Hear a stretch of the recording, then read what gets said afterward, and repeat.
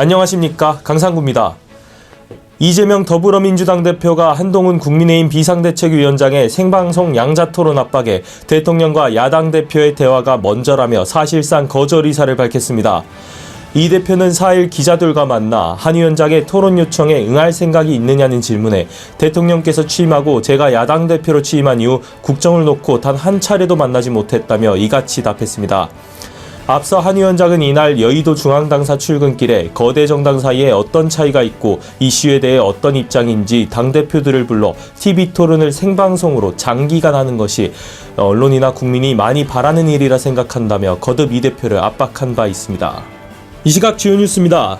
국민의힘 공관위원인 장동혁 사무총장이 5일 이준석 개혁신당 대표가 출마하는 경기 화성을에 상대 당 후보들에 맞춰서 전략적 배치도 고려하고 있다며 전략 공천 가능성을 시사했습니다.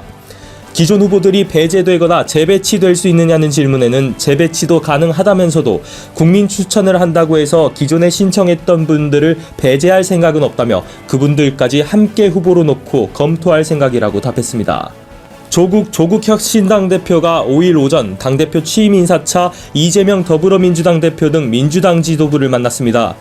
조 대표가 당대표 수락연설에서 민주당 지역구 당선자가 많아야 우리도 잘 된다고 말하는 등 민주당을 협력관계로 보는 발언을 계속해온 만큼 이번 만남에서 총선 연대 가능성에 대해 논의할지가 주목됩니다. 더불어민주당과 공천 갈등을 겪고 탈당한 서른 의원이 4일 무소속 출마 의사를 표명했습니다.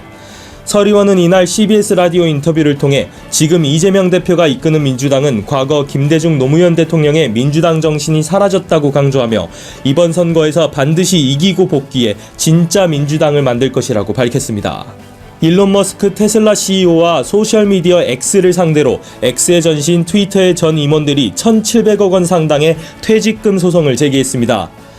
월스트리트 저널 등 외신이 현지 시각 4일 보도한 바에 따르면 인수 당시 트위터 CEO였던 파라그 아그라와를 포함한 전 임원 4명은 트위터가 인수되는 과정에서 머스크가 자신들을 부당해고했으며 이로 인해 1년치 급여와 자신들이 행사하지 못한 스톡옵션을 포함해 총 1억 2,800만 달러를 퇴직금으로 요구하는 소송을 제기한 것으로 전해졌습니다. 학교에서도 성인이 돼서 간 회사에서도 의견을 주고받다 보면 갈등으로 이어지기도 합니다. 서로 다른 의견의 충돌은 생산적인 결과를 낳기도 하지만 때로는 갈등 자체가 더 중요한 것처럼 변해서 오히려 비생산적인 결과를 낳기도 하죠. 그럴 때마다 주변의 갈등에 휘말리지 않고 무소의 뿔처럼 자신의 자리를 묵묵히 지키는 분들이 우리 사회가 갈등으로 사분오열하지 않고 앞으로 나아가는 원동력이 되는 것이 아닐까 생각합니다. 이 시각 주요 뉴스였습니다. 구독과 좋아요를 눌러주시면 더 좋은 뉴스로 보답하겠습니다. 지금까지 강상구였습니다.